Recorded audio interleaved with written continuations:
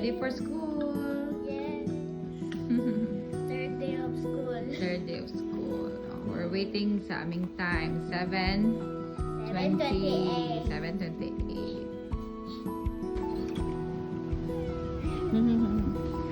Hi. Uy, nagsiga pang suga dali. Sumuna. Di na sila mag-drop, no? Dali mag... Kita pwede na ito mag-drop. Dali na ito. Go, go, go, go, girl.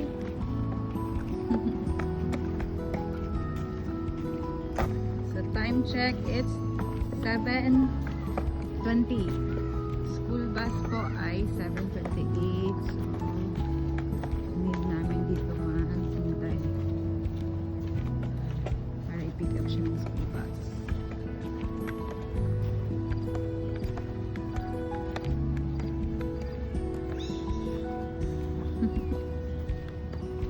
Asa mag-stop dali? Diyan na. Okay. There.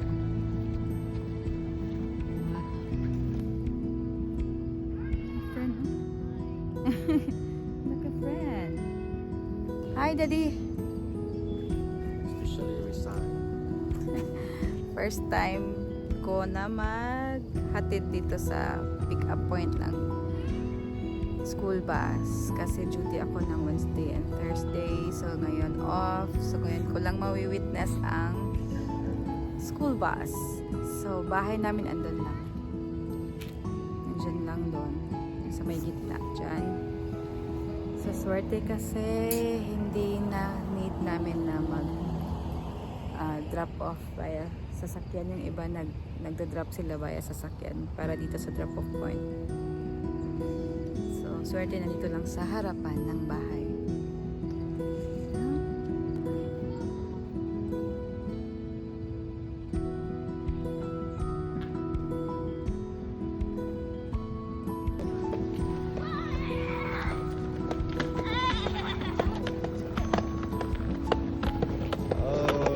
Careful, careful. Oh, that's the bus. Yeah, there's the bus. Bus 91. Careful. Wait, Bambi. Kiss Mami. Ay. Kiss Mami. Oh, bye-bye. Take care. Bye-bye. Love you.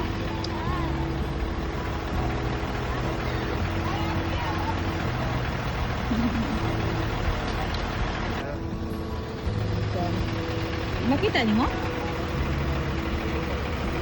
Are sa driver?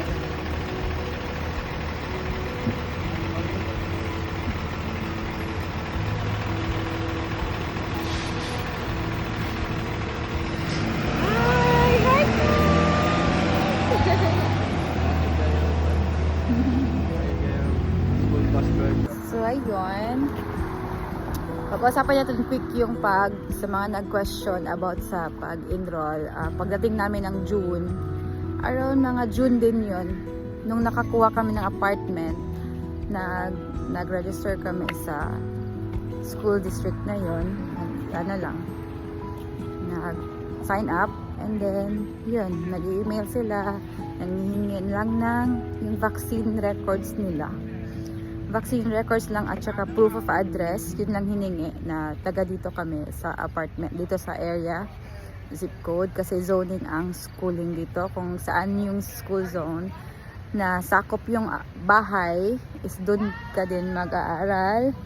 So yun lang hiningi for my elementary, yung middle schooler namin, same lang, yun lang, vaccine records nila. For us, hindi na kami nakakuha ng vaccine records doon sa Philippines. So yun lang, ang sinend ko lang ay yung galing sa St. Luke's. Di ba magva-vaccine doon sa St. Luke's doon, prior sa visa interview, yun lang yung sinend ko. And then yung proof of address namin, which is yung time na yun ay yung available namin is lease agreement lang namin dito sa apartment, and then yung utilities na na-transfer sa pangalan ko yung kuryente.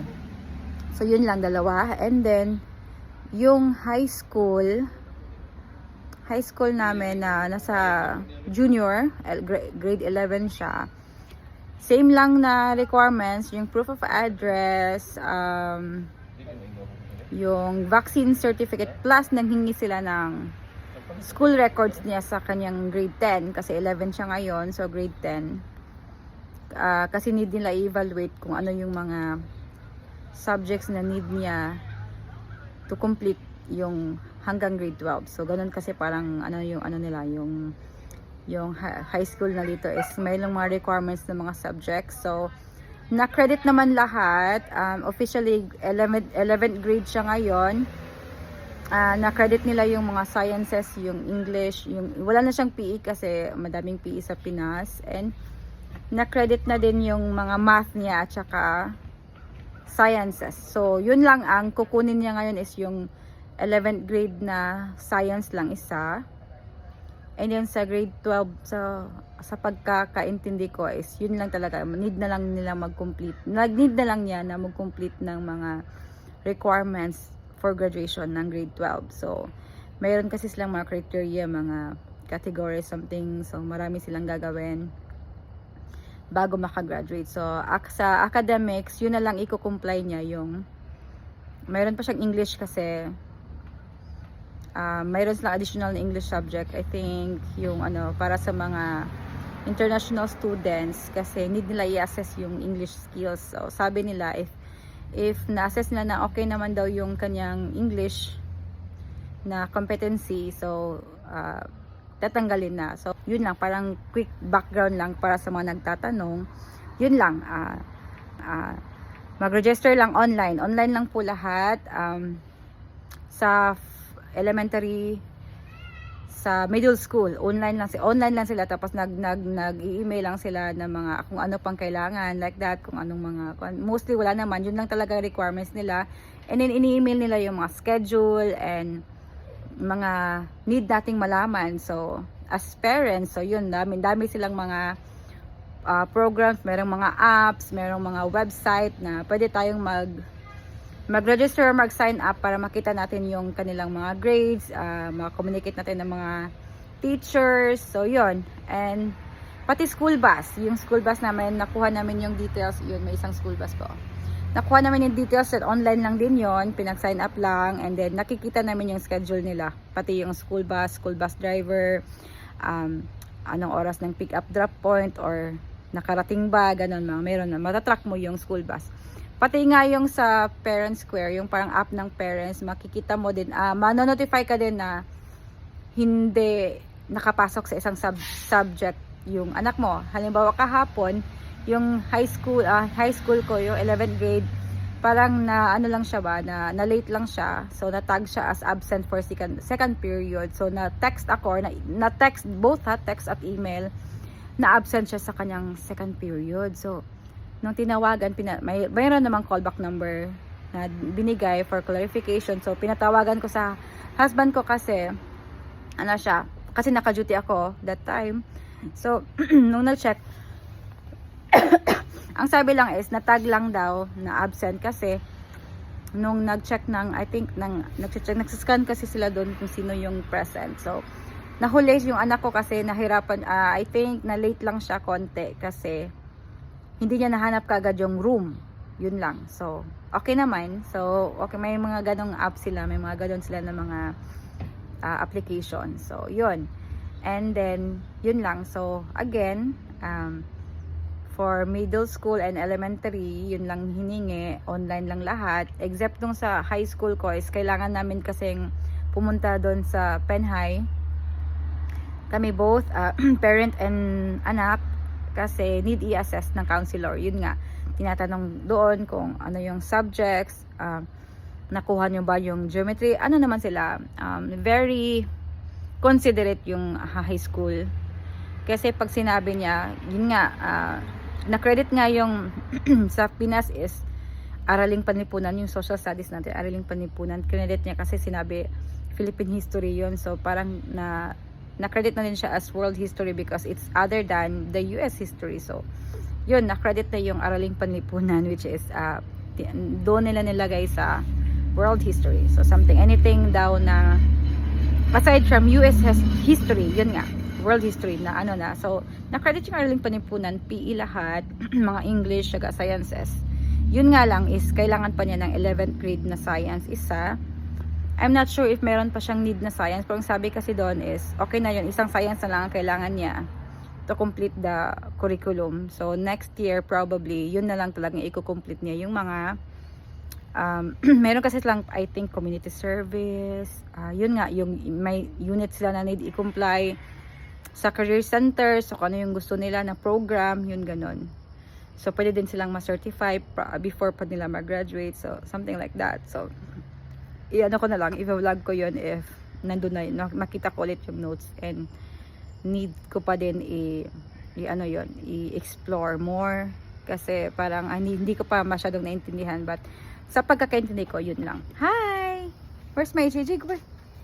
Ito yung middle schooler. Time nila ay 8:30 pa yung school bus nila. Kasi yung mga classes nila is nasa 9. May mga time pa kasi sila for breakfast doon. By the way, free breakfast and lunch. Ang elementary ko po ay free sila lahat. Yung sa middle schooler ko and sa aking high school, nag-apply kami and qualified naman yung income namin kasi family of 7, kasi may criteria sila sa depende sa family size. So ayun, for family of 7 ata is kailangan around nasa 90,000 per year na income. So for now hindi kami umabot doon kasi nga nasa agency pa and wala pang work si husband, so kaya siguro na-approve kagad yun. And by the way, na-approve din kami sa Medicaid. Medicaid po para sa mga bata and sa asawa ko po. So yun, malaking tulong. So hey boys, si Kuya Binsing ay anong oras yung school bus, Kuya Binsing? 7:50. Kuya AJ, asa usay time? 8:26. So ito yung Chromebook na binigay ng school. Ate, did you eat already, ate? Wala pa. Oh, yung Chromebook. Hindi siya kakasya sa ano. Dili siya maagis. I mean, dili maigo sa bag. Ay, bawal lang bag sa classroom. Ibilin sa locker. Ah, so bawal sa classroom. Nag-video ko, G. Okay ra, G? I-feature ka na ko sa akong channel, G. Mention pa ko. I-mention, itag di ka. So, ayun, yung Chromebook nila, bawal daw ilagay sa... hindi siya pwede sa bag kasi yung bag, school bag is hanggang sa locker lang. Di ba? Bawal sa hallway. Kaya pala, kinahanglan og string bags, no? Para sa PE. Kaya para makadala ka og water o t-shirt na something. Okay, let's buy. Let's buy mga drawstring. Kuya Binsing, kumain na kakaon? Uy. Si Daddy. Bingkay. Sundan. Bye! Wala, kiss ni Mami. Oh, kiss Mami. I love you. Uy! I love you.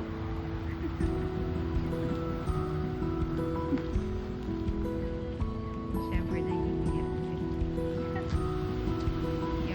grade. 11th grade.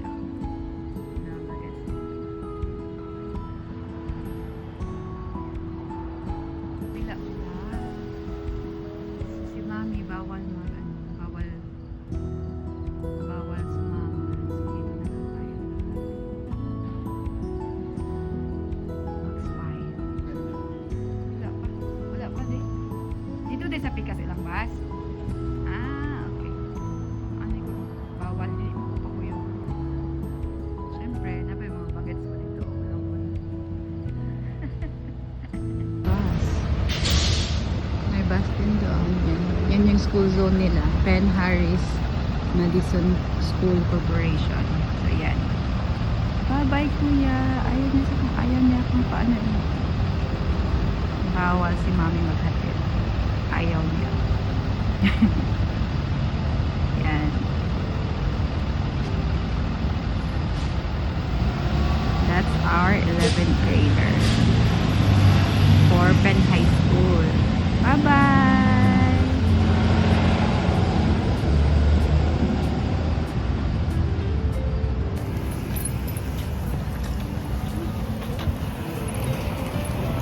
So this time, ang mga middle school naman, ang school bus na 8:38, G, no?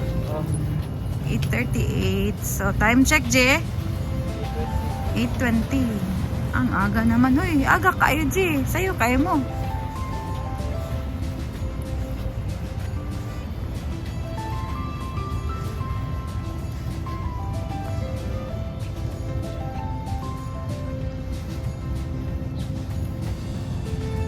Ako lang ang naka-jacket dito. Yung ibang nanay, kanina naka-sleeveless, sexy. Ako naka-jacket. Tawang-tawa nga yung mga co-workers ko. Bakit daw ako nirarayuma? Sila naiinitan. What's up, guys? Hi! Hi, kids! Bing, Bing, are you tired already? Tired na?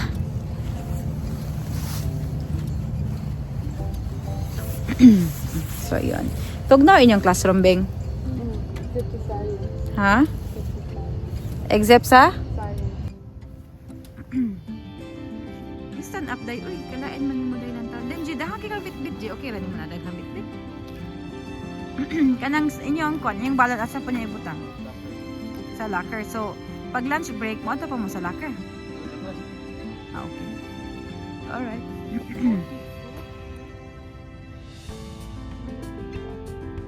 Nindot ang? Okay? 2 hours delay. So 2 hours maybe. Yung 2 hours delay man daw. O saan ang 2 hours delay, Bing? So na, di ba nag-mention tog 2 hours delay? 2 hour delay? Wala mo ko naminaw. Marag na activity something, Bing. Nalimot ko. Wala lang ako kakuan.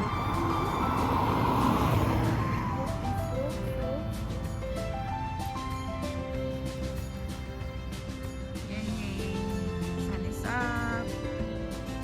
8 AM na, no? Karoon doon. Huh? So what is that? Huh? School bus na natin, no? Hello. Kasi tawag anak nila gani, be? Goose? Geese. Ah, plural. Silver swan. Geese, no? Kay plural. Hello.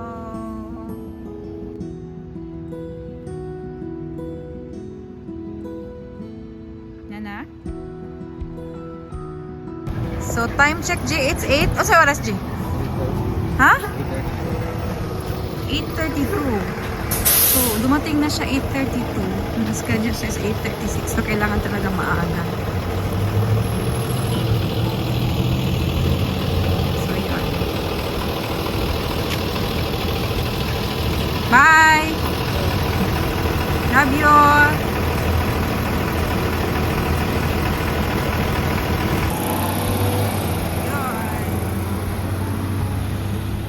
So, 4 out of 4 students ay nakapasok na this Friday. Yun.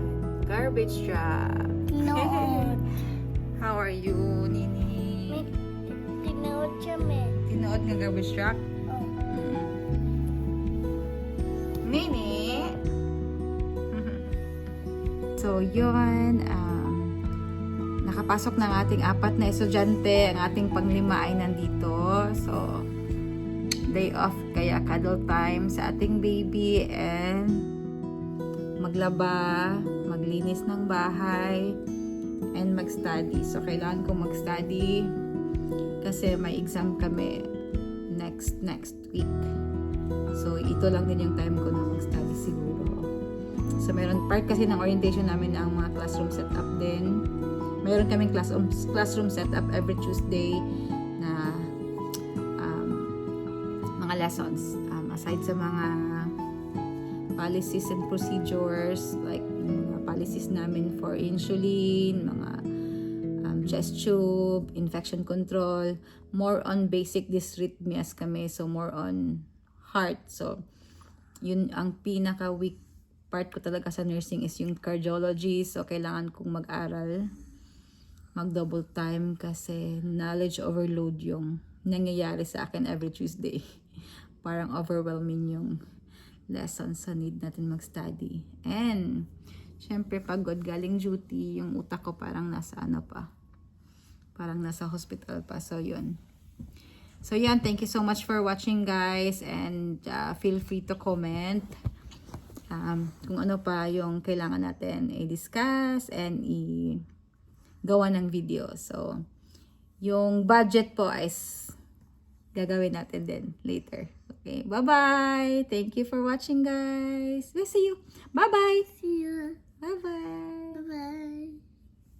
Bye-bye.